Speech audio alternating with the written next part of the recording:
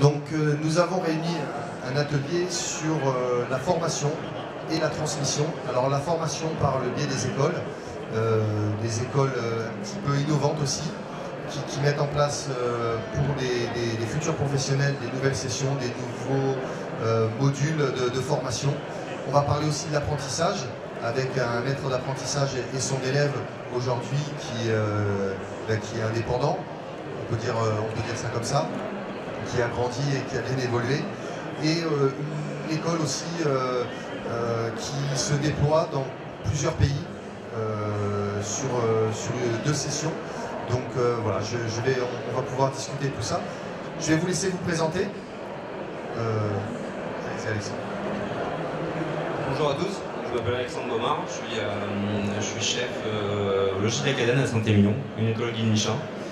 Et j'ai été formé par Christophe Baquier, de l'hôtel du Castellet, dans le Var. Bonjour à tous, je suis Alexandre Panza et je suis cofondateur d'une école qui s'appelle La Source.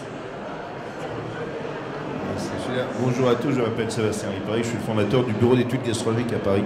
J'ai la chance de travailler avec les chefs dans le monde depuis 25 années. Bonjour à tous, je suis Eric Briffard, cuisinier avant tout, voilà. Après avoir été chef de l'hôtel Plaza Athénée du Georges V, je me suis mis dans la formation de la transmission à l'Institut Le Cordon Bleu, où je suis chef d'établissement. Christophe Baquier, donc cuisinier à l'hôtel du Castellet, Relais Château. Voilà, et j'ai eu la chance d'avoir à mes côtés Alexandre pendant quelques années. Voilà. Je suis Eric Grégoire, bonjour. Je suis responsable des écoles SAG, Swiss Hospitality Group. On a notamment 5 écoles en France, une dizaine à l'étranger, pour la formation justement hôtelière. D'accord, on va parler de vos écoles, Eric. On va lancer un petit document pour parler de l'établissement Cordon Bleu et après on pourra vous expliquer qui est l'école Cordon Bleu. Voilà. Because Paris is always the center of gastronomy and all the fine wines are coming from France. Le Cordon Bleu Paris provides an exceptional learning environment in the heart of the city, overlooking the Seine. It offers all that is needed in terms of comfort and innovation in order to learn the professions of the future in the gastronomy, hospitality, tourism and wine sectors. The reason I chose Le Cordon Bleu is because just the prestige, the name in the United States, it holds so much weight. So it's the Harvard of pastry schools in the U.S. Here, under the leadership of prestigious chefs and teachers, students develop their passion and take their first steps towards a successful and international career. Founded here in Paris in 1895, Le Cordon Bleu, the leading global network of culinary arts and hospitality management institutes, is renowned globally. Every year, more than 35 Le Cordon Bleu institutes train 20,000 students of over 100 different nationalities. These institutes provide training programs in the fields of gastronomy, wine, hospitality and tourism, from initiation to MBA. Studying in a Le Cordon Bleu Institute enables connections to be made on every continent.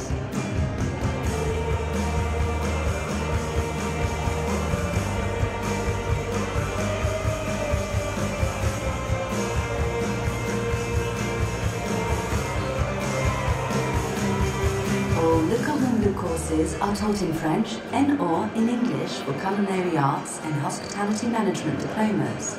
Le Cordon Bleu offre 7 diplômes différents classés en 2 familles, les arts culinaires et le management. Also available at Le Cordon Bleu, in partnership with the University of Reims, is a university diploma in taste, gastronomy and the art of fine dining. Les élèves choisissent Le Cordon Bleu pour sa grande réputation internationale et également pour avoir un sésame qui va leur ouvrir les portes du métier de la gourmandise.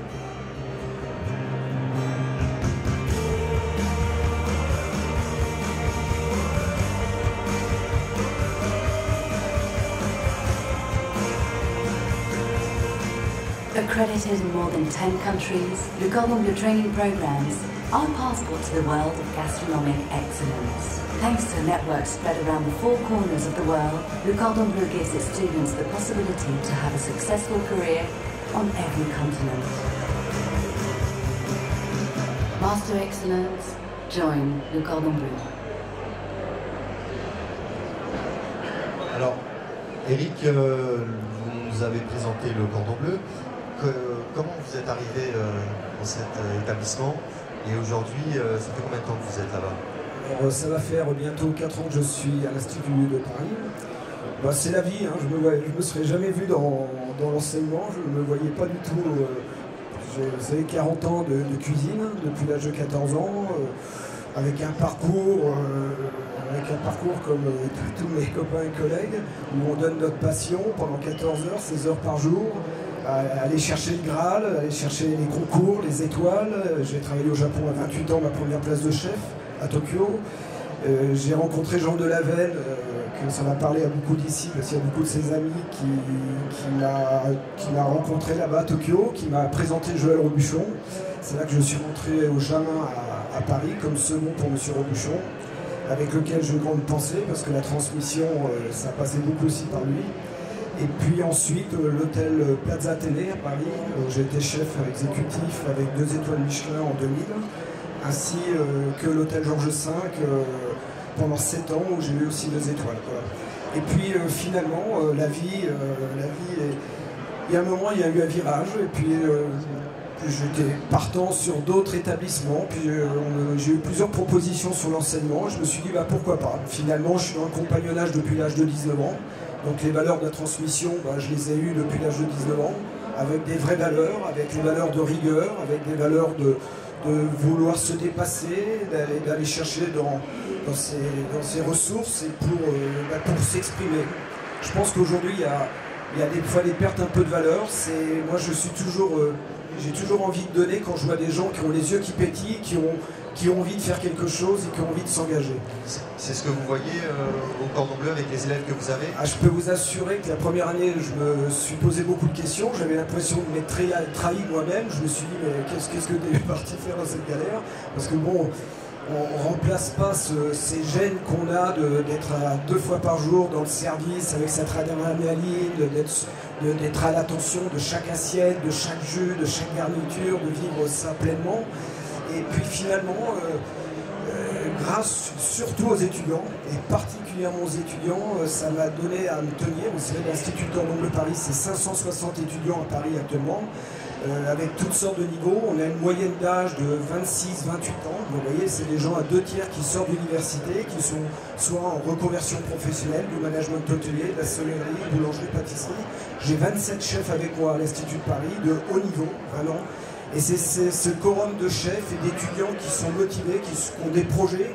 Finalement, quand vous regardez le regard de ces personnes qui sont là, qui ont fait des sacrifices, qui viennent, on ne peut pas tromper, on ne peut pas trahir. Moi, juste, je vais terminer parce que je ne suis pas tout seul, mais vous savez, ça tient un peu de choses finalement. Moi, je n'ai pas honte de le dire, j'étais en échec scolaire à l'âge de 14 ans pour plein de raisons, la vie, divorce de parents, etc. Comme beaucoup d'autres ont des fois des galères. Et finalement, l'apprentissage sur le tas, là, ça a été très dur, mais finalement, c'était un sens de s'exprimer. Dès l'âge de 16 ans, je faisais un premier concours. Je me suis bien placé et je me suis dit, tiens, j'ai retrouvé ma tronche dans le canard local. Je dis, c'est pas possible, ça. J'étais bon à rien, puis finalement, j'ai ma tronche dans le canard. Et ça y est, j'avais trouvé ma motivation et c'était parti. Et finalement, avec un chef de cuisine qui était mon professeur, qui avait fait les grandes maisons à Paris, et finalement, il nous parlait toujours de Paris que je connaissais même pas. Et puis, finalement, par un individu, un bon chef d'enseignant, mais illustre inconnu, mais il m'a donné le sentiment de vouloir croire en quelque chose. C'est ce que vous faites, vous, franchement, au sein de vos élèves. Tout à fait. Vous pensez que vous apportez quelque chose, enfin vous essayez tout au moins de leur apporter Oui, déjà par la construction des programmes, qui est fondamentale, parce qu'aujourd'hui, transmettre, c'est un grand mot. Mais qu'est-ce qu'il y a derrière tout ça? Tout le monde veut transmettre, mais aujourd'hui, la transmission, c'est pas une valeur statique, ça bouge, il faut se remettre en question en permanence. Alors justement, vos programmes, quelle est la différence dans vos programmes par rapport à éventuellement d'autres écoles qui sont un peu plus dans la difficulté pour... alors là, les autres écoles, il y en a beaucoup des très très bonnes. J'ai été pendant 10 ans dans le conseil d'orientation de Ferrandi, j'ai plein d'amis chez M. Paul Bocuse, à Écully, donc c'est comme les hôtels. J'étais en Plaza Athénée, on était en concurrence avec les autres hôtels, puis j'étais au Georges V, j'étais en concurrence contre le propre Plaza Athénée. Donc ça c'est le business. Mais la transmission, ça va bien au-delà de ça, parce que finalement, on porte un sentiment personnel qui va au-delà d'une identité. Après, cette identité, on les choisit quand même, parce qu'aujourd'hui, j'ai donné beaucoup mon métier dans cette cuisine française. L'Institut Cordon Bleu, c'est quand même aussi 37 instituts en février à travers le monde.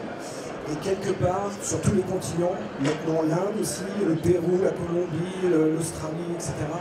Et finalement, on va être dans la capacité l'année prochaine d'avoir la cuisine du monde aussi, l'Institut de Paris, d'enseigner la cuisine japonaise, validée par le Premier ministre M. Abe du Japon. Donc vous voyez, il y a vraiment quelque chose de très lourd aujourd'hui. Hein, ça a demandé beaucoup de temps. 1895, première école. M. André Cointreau, qui est propriétaire à cet institut maintenant depuis 38 ans. Et donc ça se perpétue, mais avec une exigence, avec vraiment un engagement de recherche en permanence sur le contenu. Donc l'ADN que vous avez au Cordon Bleu à Paris, on le retrouvera demain au Japon, en Inde, au Brésil ou ailleurs? En partie, c'est notre charge aussi justement de monter des formations qui vont être dans la capacité d'être traduites partout. Et d'ailleurs, nos étudiants, sur nos 3 niveaux, peuvent démarrer au Brésil, passer à Tokyo et finir à Paris leur supérieur pour être diplômant. Donc il y a la possibilité aussi d'avoir ce cursus, et également avec nos bachelors qu'on a lancé depuis 3 ans, en partenariat avec l'Université de Paris-Dauphine pour donner du niveau, l'accréditation, parce que c'est important. Tout ça, c'est des choses nouvelles pour Paris. Hein. En 4 ans, on n'a pas chômé, je peux vous l'assurer. Et parce que voilà, il faut former les gens pour un avenir, pour une profession. Et aujourd'hui, le métier fait qu'on a de plus en plus besoin d'être vraiment formé au plus haut niveau. D'accord. Ce qui me fait rebondir à vous, Eric, par rapport à l'école que vous avez mis en place depuis quelques années. On rejoint un petit peu certains principes du Cordon Bleu, sûrement avec des différences. Est-ce que vous pouvez vous présenter et présenter votre établissement? Oui, bonjour. Donc, je m'occupe des écoles SAG, Swiss Hospitality Group. On est basé à Genève, en Suisse. On a plusieurs écoles, on en a 5 en France notamment. Et on est parti du principe, en fait, c'est un fait, qu'il y a un manque de main-d'œuvre qualifiée dans le monde entier. Tous les hôteliers, les chefs d'établissement, les DRH nous disent tous qu'on a du mal à recruter. Donc il y a beaucoup d'ouverture, donc il y a un manque d'écoles. Donc c'est pour ça qu'on a créé ces écoles et qu'on est en pleine expansion. À la base, on est à Genève, cependant c'est relativement cher, même le logement coûte cher, tout coûte cher, donc du coup on ouvre des écoles hôtelières suisses dans pas mal de pays maintenant. Combien de pays aujourd'hui? On est en France avec 5 écoles à Paris, Lyon, Strasbourg, Nice et Marseille. On a en Suisse, on a aussi à Milan en Italie. On est en train d'ouvrir au Brésil, en Inde, au Sri Lanka, en Azerbaïdjan, en Russie, au Portugal. Donc on est en pleine expansion justement pour transmettre tout ce qu'un futur cadre en hôtellerie doit savoir. Voilà. Parce que en management ou en art culinaire par exemple. Parce que pour vos établissements, pour vos écoles, on vous formez plutôt des cadres ou des managers, c'est ça? À la base, oui. Le but, c'est pour qu'ils deviennent aptes à diriger, à avoir un restaurant, un hôtel par exemple. Donc ça c'est post-bac avec un bachelor et aussi le MBA sur 2 ans. Et chaque école a aussi une spécialisation, par exemple celle de Lyon, spécialité par rapport à la gastronomie française. D'accord. Celle de Milan, c'est la gastronomie italienne. Voilà. D'accord. Voilà. On peut passer d'une école de Lyon à celle de Milan? Oui, c'est aussi une des particularités, un petit peu comme Cordon Bleu justement. Ils peuvent très bien faire 1 an à Paris, 1 an à Lyon, 1 an au Portugal, ça c'est bien entendu possible. Et quelqu'un qui veut être chef de cuisine par exemple va avoir tendance justement à choisir l'école de Lyon. Pour justement apprendre la gastronomie française, et puis l'année suivante il peut aller en Italie pour approfondir son connaissance sur la gastronomie italienne par exemple. D'accord, et vos modules sont tous donnés en français ou suivant la langue du pays, comment ça se passe? Non, tout est en anglais. On forme des étudiants qui viennent du monde entier, donc vraiment de tous les pays. Et la particularité, c'est que c'est toujours 6 mois à l'école et 6 mois de stage. Et on place tout le temps nos étudiants, on s'occupe de tout, de A à Z. Et ça, c'est vraiment très important. La pratique, je pense que tous les chefs qui sont parmi nous sont d'accord, dans le sens où la pratique, c'est vraiment très important. Et c'est vraiment ce qui fait la différence. Voilà. Chaque année, les étudiants ont 6 mois de stage dans des restaurants renommés, dans des hôtels. Et ça, c'est important pour eux, pour qu'ils apprennent sur le terrain. Et pas seulement la théorie à l'école, pas seulement la finance, le marketing, mais vraiment qu'ils sachent tous les départements et notamment la cuisine. D'accord. Donc il y a cette phase d'apprentissage que vous avez, vous, Christophe Baquier, que vous avez eu avec Alexandre.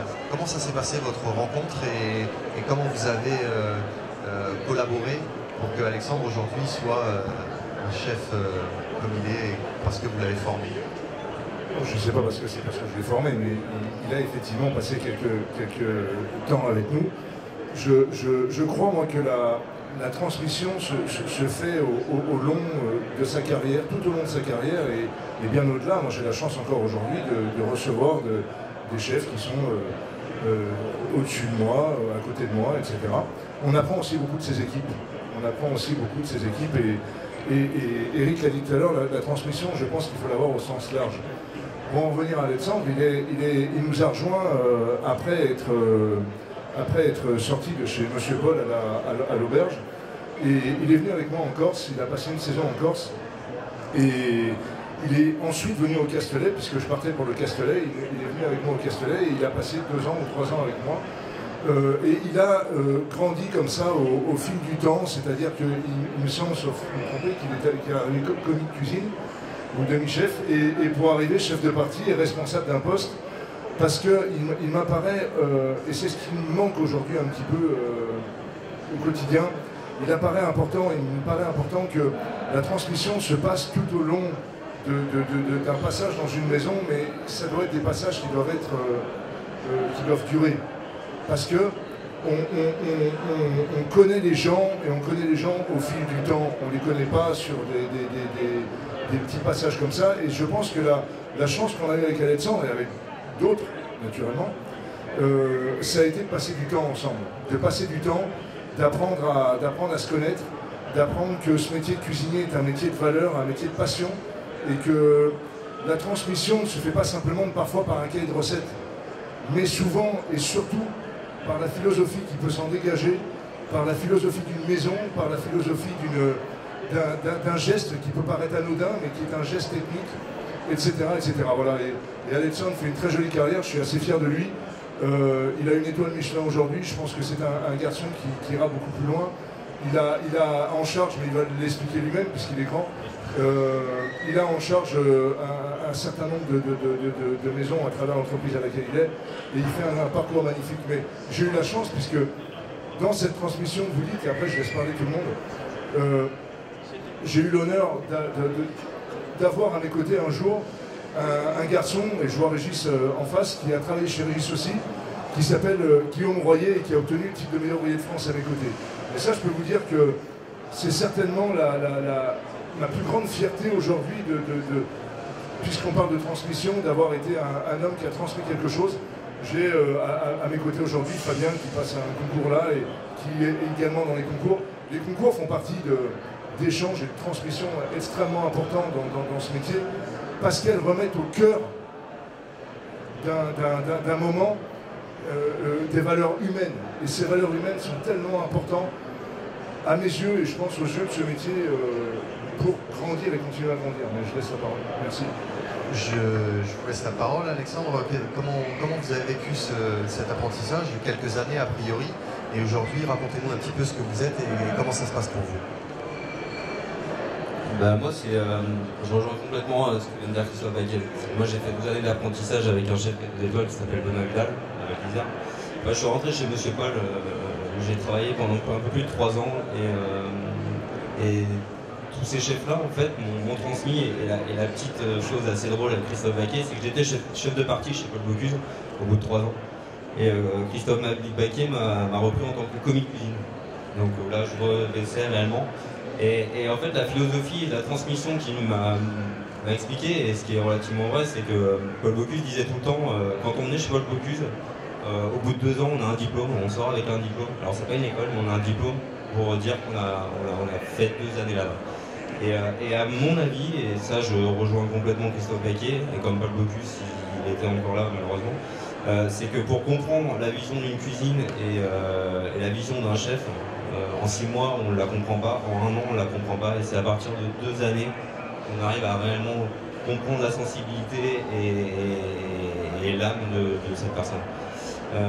Moi j'ai un profond respect pour que ce soit Christophe Baquet ou Paul Bocuse, parce que c'est vraiment des personnes qui m'ont transmis cette passion. Pour moi c'est vraiment des mentors, c'est des gens qui m'ont aidé, à l'heure d'aujourd'hui je sais que je me lève encore par rapport à tout ce qu'ils m'ont transmis. J'ai la même envie de retransmettre à mes gars exactement la même chose. Les concours, moi le type de meilleur ouvrier de France, quand j'étais chez Monsieur Paul, il y en avait plein. Arriver à l'hôtel à la villa encore et continuer avec Christophe Baquet, c'est toujours, pour moi c'est l'élite, ça représente vraiment qu'il y ait des gens, des transmetteurs, où il y a une transmission, ou voilà. Moi mon rêve c'est 3 étoiles, c'est d'être meilleur ouvrier de France, exactement comme mes pères m'ont transmis. Et voilà, et après je pense que la transmission c'est, alors d'aujourd'hui, moi je le reprends dans un autre sens. Alors maintenant je fais ma cuisine, je fais ce qui me plaît. C'est pas mon établissement, mais comme si c'était le mien. Mais avec toujours la fierté. Je revois le 9 février 2017, quand je décroche ma première étoile à 29 ans, et où Christophe Baquet est là et qui me regarde, et il avait les yeux pétillants et qui était en train de me dire je suis fier. Enfin, pour moi, c'est que des choses qui sont vraiment marquantes et qui dans la transmission où moi je lui dois énormément de choses. Je dois énormément de choses à Christophe Baquet, comme à la maison de Bocuse, comme à mes anciens chefs. Et je pense que maintenant, voilà, faut que dans toutes les jeunes maintenant qui reprennent le métier, cette passion, il faut que ça redevienne un peu justement le côté. Il y a des galères dans ce métier, c'est une certitude. On va pas tout le temps reparler de la même chose, je pense qu'à un moment donné, ça n'y a aucun intérêt. Maintenant, le truc qu'il y a, c'est que c'est un tellement beau métier où on a la chance de parler de notre vie, de la culture française, ça fait réellement partie de ça. Et c'est grâce à tous ces grands noms, M. Briffard, Christophe Baquet, c'est à nous maintenant, la jeunesse, de retransmettre ce qu'eux nous ont transmis, pour justement que ça perdure et qu'on aille de plus en plus loin et qu'on avance. J'entends par rapport à ce que vous dites que ça prend du temps quand même.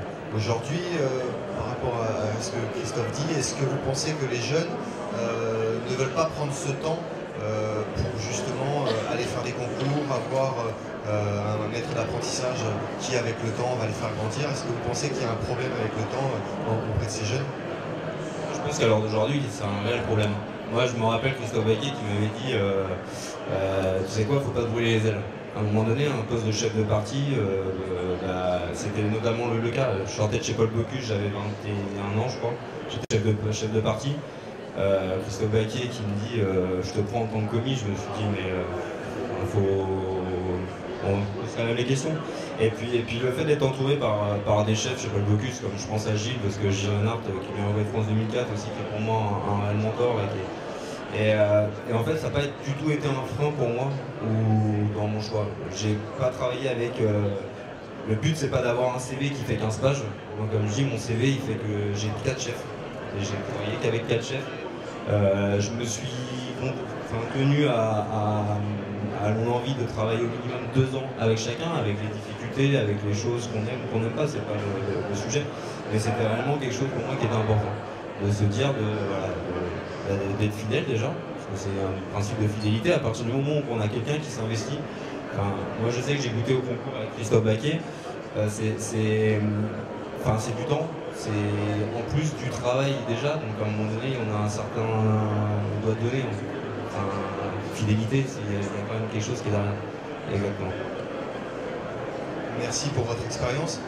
Alexandre, vous avez, vous, avec Laurent, mis en place une école qui est un petit peu différente des autres. Est-ce que vous pouvez nous raconter ce que vous faites et comment vous avez mis ça en place?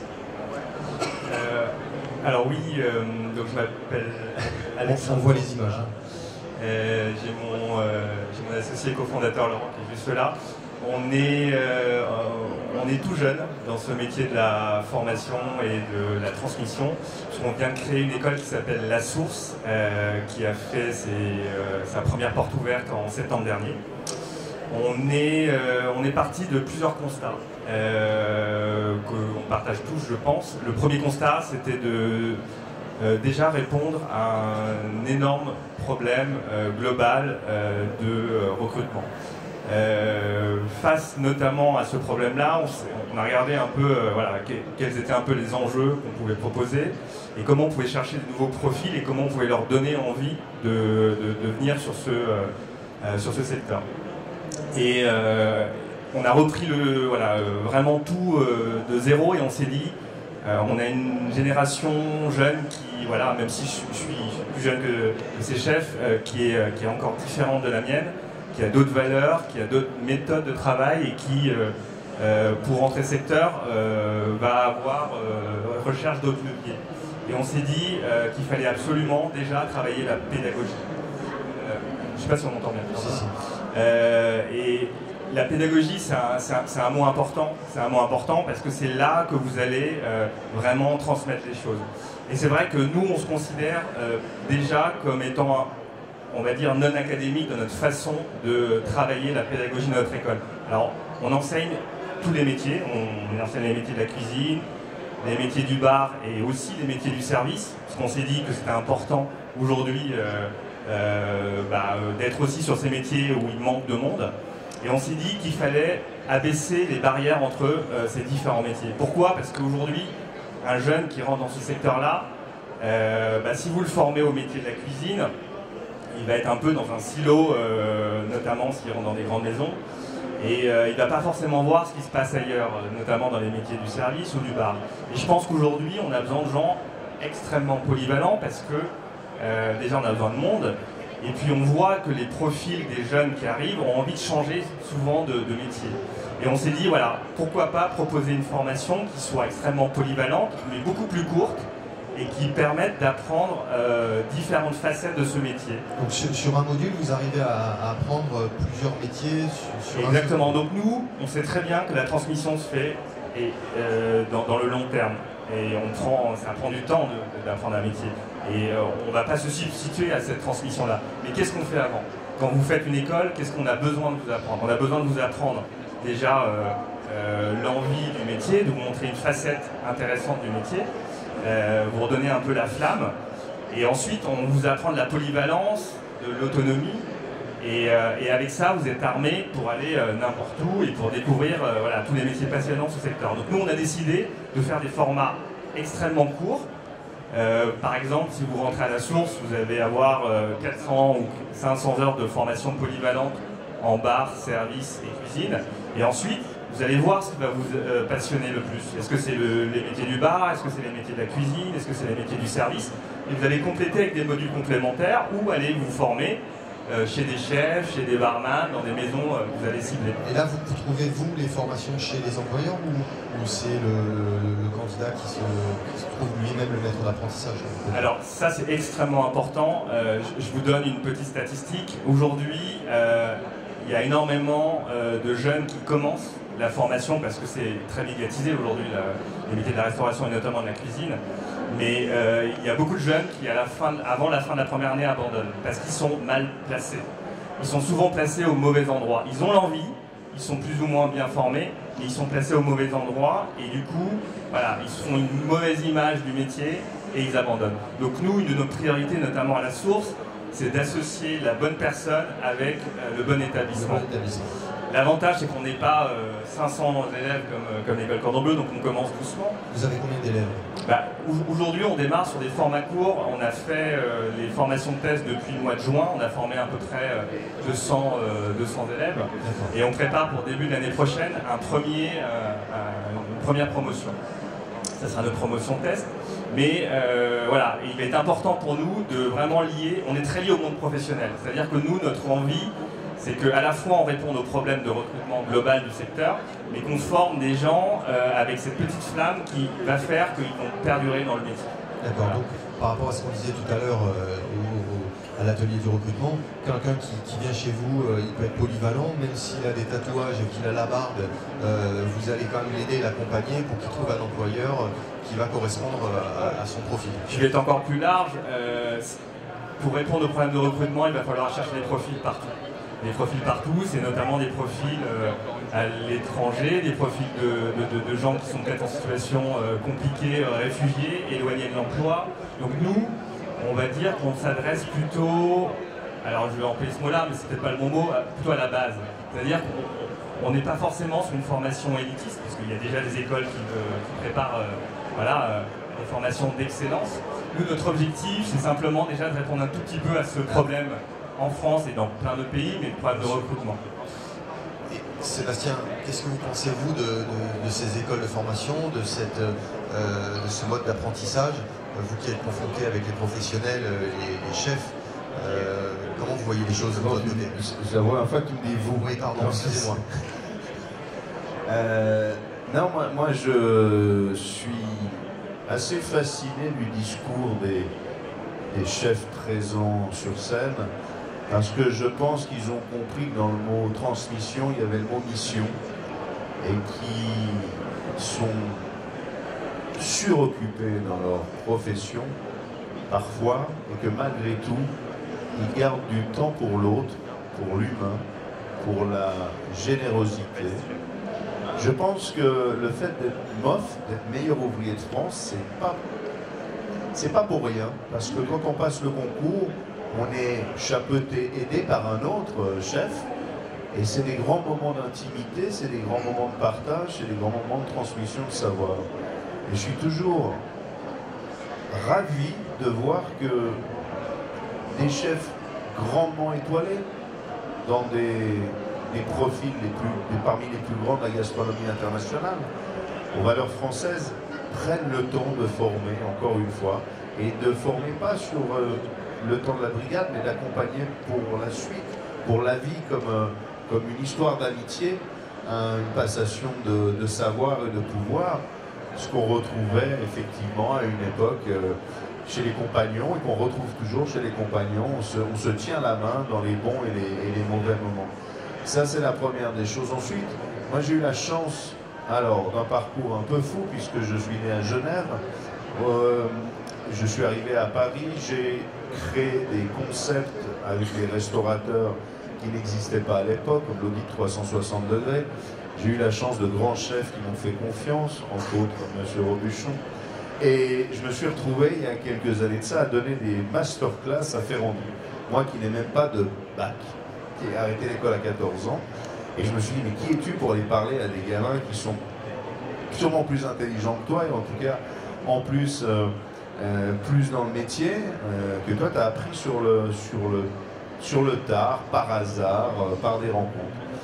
Et j'ai apporté dans ma façon de leur parler, ce que vous faites à la source également, un décalage. Moi, je me suis retrouvé devant les bachelors dernière année Ferrandi, et je leur ai dit, vous êtes beaux, vous êtes jeunes, vous avez tous des plans de carrière. Oui.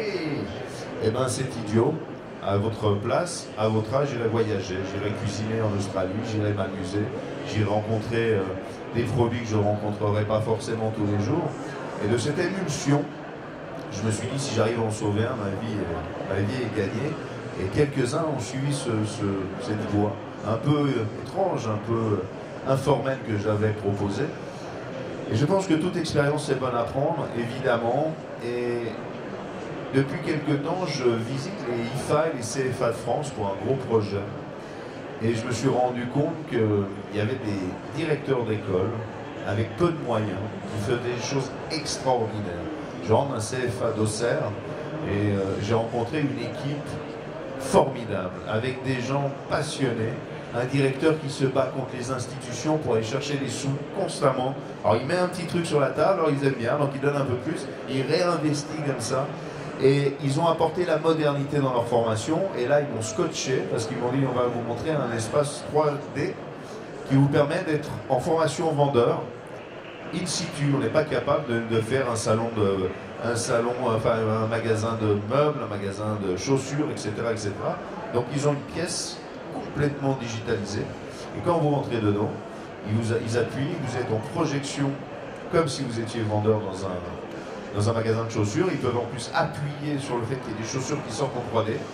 Et ils se filment entre le vendeur et le formateur qui joue le client évidemment. Et ensuite, il y a toute la possibilité de revenir là-dessus. Donc ils ont associé les nouvelles technologies à la formation. Et moi, j'ai rencontré des gens, des humains, des femmes et des hommes qui avaient envie de voir les autres réussir, qui portaient l'échec scolaire vient souvent pas du manque d'intelligence, mais d'une complexité, parfois même d'une trop grande intelligence, une façon d'être un peu différent. On parlait de tatouage, le premier tatouage que j'ai fait, je l'ai fait à 16 ans et demi en Suisse, et j'ai dû signer à la police, c'est une histoire vraie, une déclaration du fait que je m'étais fait un tatouage, et à ce moment-là, on m'a dit, vous ne pourrez jamais travailler pour l'État, vous ne pourrez jamais travailler pour une banque, et vous ne pourrez jamais être dans la fonction publique, monsieur. C'est terminé. Et c'est une vérité. À l'époque, ça se passait comme ça. On était les voyous parce qu'on se faisait tatouer. Enfin, moi, ça m'a apporté une jolie fille, évidemment, à 16 ans, mais c'était comme ça. Et je suis fasciné par aujourd'hui cette force constante qu'on donne dans toutes les possibilités. Quand ils ont créé la source, je me dis c'est de fada, comme on dit par chez moi, parce que j'ai autre chose à faire que de faire de la formation. C'est compliqué, c'est long. Financièrement, c'est pas forcément ce qui va aller tout de suite fort, mais parce qu'on sent qu'il y a une volonté de partager. Et souvent, les gens qui ont été... Vous savez, on parle, quand on est parent, comment on appelle ça, de machin silencieuse. Ah, j'ai un blanc. Pas de formation silencieuse. Quand l'enfant voit comment le parent se comporte, comprend les langages, les mots utilisés par les parents, et du coup, capte ceci sans forcément expliquer. Quand on se retrouve face à un grand chef, parfois il suffit juste de l'observer pour apprendre. Il faut juste le voir faire, le fameux geste du cuisinier. Et c'est un cadeau. C'est un cadeau formidable qu'il vous fait, parce que c'est un cadeau qui date de Monsieur Paul, qui date d'avant, de tous les grands chefs qui ont fait cette gastronomie. Et effectivement, je suis heureux aussi de voir que toi, tu as pris conscience du temps. Tout à l'heure, sur l'autre débat, je ne l'ai pas relevé, c'était la fin, mais il y avait un jeune qui était là et qui nous a dit, oui, moi, après 8 mois, j'étais toujours commis. Bah, oui, et tant mieux, j'allais dire. Moi, j'ai fait un apprentissage à 14 ans. Pendant un an, j'ai dû limer du métal pour apprendre à tenir la lime. Ah oui, c'était comme ça. Mais effectivement, c'était peut-être un peu plus rude, c'était peut-être un peu plus lent. Mais c'est des gens qui savaient, qui partaient de ces formations que vous faites aujourd'hui, savaient faire des fonds de sauce, savaient cuisiner, savaient cuire, et c'est ce qui fait la différence. On peut aller très loin dans le très compliqué si on ne maîtrise pas toutes ces techniques. Faire simple, c'est plus difficile, comme disait Joël. Eh bien, revenons à ça. Et moi, c'est moi qui vous dis merci à tous de prendre ce temps et de faire votre mission de la formation. Merci pour ton témoignage du CFA d'Auxerre, dont je suis issu. J'ai fait ce CFA d'Auxerre. Merci. Merci aussi pour nous avoir expliqué votre expérience. Pour revenir à Christophe Battier, vous avez formé Alexandre. Aujourd'hui, vous formez des jeunes de nouveau. Est-ce que vous voyez vraiment une différence sur les quelques années du passage d'Alexandre aujourd'hui, la nouvelle génération? Alexandre et pas que, mais... Pas que, bien sûr. Je ne sais pas s'il y a une réelle différence. Il y a une vision et une approche qui est complètement différente, ça c'est certain. Quelle est-elle? On l'a dit tout à l'heure, le fait d'aller vite, le fait de vouloir brûler des étapes, mais je pense que c'est une génération et c'est générationnel. Peut-être que c'est à nous également à évoluer. Il y a 3 à 4 ans en arrière, j'aurais jamais dit ça. Il faut qu'on s'adapte, il faut qu'on revoie nos méthodologies. Je parlais de transmission aujourd'hui dans le temps. Effectivement, je maintiens qu'il faut du temps, c'est extrêmement important. Sans ce temps-là, on ne peut pas se comprendre. L'être humain, de toute façon, est fait comme ça. On ne peut pas se comprendre. C'est très rare le fait que ça matche en 1 mois, en 6 mois, en 8 mois. Ça ne peut pas matcher, c'est pas possible. Et ensuite la méthodologie doit être différente. La méthodologie doit être différente parce que ce sont des générations, et c'est une génération qui veut aller beaucoup plus vite. Leur philosophie de vie fait que cette demande, on doit leur répondre plus rapidement et on doit certainement nous-mêmes changer. Je pense que c'est important parce qu'on en a les capacités. Si on est arrivé aujourd'hui, moi et d'autres, à évoluer, à faire notre métier comme on le fait, à être reconnu comme on est reconnu, c'est qu'on a cette capacité aujourd'hui à pouvoir s'adapter et on doit le faire. Moi, je sais que personnellement, j'ai beaucoup de réflexions là-dessus en ce moment, parce que sinon on sera dépassé et ça ne marchera pas. Ce qui s'est passé avec Alexandre et d'autres cuisiniers que j'ai eu à mes côtés, cuisiniers et gens de salle, parce qu'on parle beaucoup de cuisine, mais je serais tenté de vous dire que le métier de l'hôtellerie et de la restauration ne s'arrête pas au métier de cuisinier. Les métiers de salle sont importants, la sommellerie, la plonge, etc., tout est important. C'est bien de le rappeler. Les écoles, c'est effectivement important. On doit aller vers eux, mais je pense également qu'ils doivent venir vers nous, c'est extrêmement important parce que nos maisons évoluent, le système scolaire doit évoluer, et pour éviter que les fossés se creusent. Et ça, je pense qu'on en prend tous conscience. Ça mettra du temps, j'espère le moins de temps possible, parce qu'une réelle réflexion, et elle est déjà partie. J'ai en face de moi Régis, qui ne peut, et qui serait certainement un meilleur orateur que nous même, parce qu'il a déjà enclenché tout ça. Et il est extrêmement important pour que notre métier survive, notre métier continue à faire rêver ces jeunes. Moi, ce qui me motive au quotidien, même si parfois c'est difficile, c'est de continuer à faire vibrer ces gamins. J'y arrive pas tout le temps, malheureusement, parce que voilà, c'est comme ça. J'ai envie, et c'est vraiment ce qui m'anime au quotidien. Voilà, c'est ce sentiment-là que j'ai la chance de réussir avec Alexandre, j'ai eu la chance de réussir avec Guillaume et d'autres, et des responsables qui sont à mes côtés encore aujourd'hui. J'espère qu'on va réussir encore à faire rêver tous ces gamins, parce que c'est le nerf de notre métier. Quand on fait ce métier d'hôtellerie et de la restauration, c'est parce qu'on aime les gens. Ça, il faut qu'on en soit tous profondément conscients. On ne peut pas faire ce métier si on n'aime pas les gens. Et parfois, dans l'amour, ça peut être un peu rugueux, ça peut être un peu... voilà, et ça fait partie, voilà, ça fait partie de ce métier-là. Voilà, merci. Écoutez, c'est une note très positive. Je pense qu'effectivement, on est tout à fait dans le juste. Alexandre, aujourd'hui, vous avez des jeunes dans votre équipe. Vous continuez la transmission. Passionné. C'est difficile. Vous y arrivez? Ouais, alors c'est difficile. Je reviens encore, c'est que c'est toujours une histoire de temps. C'est qu'une saison se passe et puis c'est plus l'envie de bouger, d'aller voir autre chose. Quand moi je parle de transmission, moi j'ai un exemple, c'est mon premier apprenti, parce que j'étais chef à 26 ans, Mathis, qui était un petit jeune pas aidé, et je l'ai pris avec moi, il a fait ses 2 années avec moi. Il est parti, je l'ai envoyé un peu chez Paul Bocuse, donc il a fait quelques mois là-bas, où ça n'a pas été simple pour lui. Et maintenant, là il est revenu travailler avec moi parce qu'on a rouvert un autre établissement sur Bordeaux, notamment sur la partie du bistrot. Après il est parti travailler chez Monsieur Tête-Bois à Lyon, qui est étoilé, qui est le meilleur ouvrier de France, enfin on passe et d'autres. Et quand je vois l'évolution de ce jeune, honnêtement je pense pas j'aurais pas pu miser beaucoup dessus au début, alors ça m'a pris beaucoup de temps, ça n'a pas été simple. Et puis Mathis, c'est quelqu'un maintenant qui avance, qui évolue, qui avance plutôt bien. Il a continué dans le milieu des étoilés, il a envie de se mettre au concours. Et voilà, et donc au final, c'est un genre de réussite pour moi. Et alors ça prend du temps. Alors Mathis, oui, il a fait 2 années avec moi, certainement dû parce qu'il avait son contrat d'apprentissage. S'il était juste simple salarié, il aurait peut-être fait que 6 mois. Mais au final, ça me permet, entre guillemets, de l'avoir gardé, de l'avoir... Voilà, protéger un peu, mis sur la voie, et puis voilà. Bravo à vous. Alors, un petit mot pour la fin, votre objectif. Je vais vous demander à chacun votre objectif pour demain. Quel est-elle pour vous, Alexandre? Des objectifs, je sais pas si on peut parler d'objectifs, parce qu'on a pas mal de projets déjà nous, sur Bordeaux. Moi, l'objectif, c'est toujours d'aller plus loin, parce que justement, c'est un peu pour rendre notamment à Christophe Paquet un peu ce qu'il m'a transmis. Le titre de meilleur ouvrier de France, c'est un rêve. j'avais vraiment envie de m'y mettre.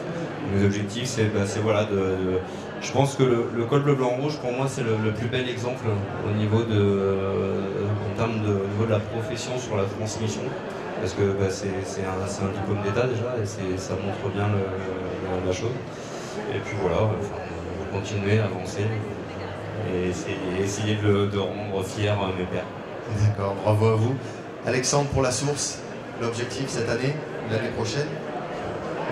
J'espère plein de belles choses pour la source. Il y a juste un point sur lequel vous ne m'avez pas interrogé, mais qui me paraît important à souligner. On parlait de faire rêver les jeunes.